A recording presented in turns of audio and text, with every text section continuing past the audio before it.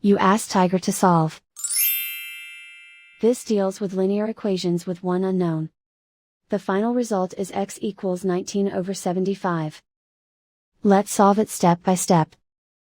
Group all constants on the right side of the equation. Subtract 4/15 from both sides. Group like terms. Combine the fractions.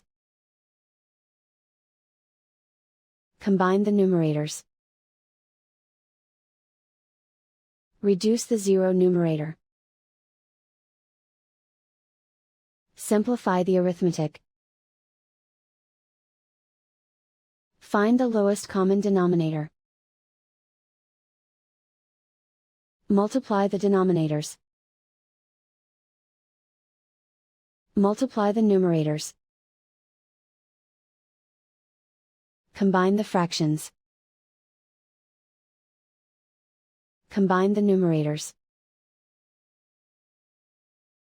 And so the final result is x equals 19/75.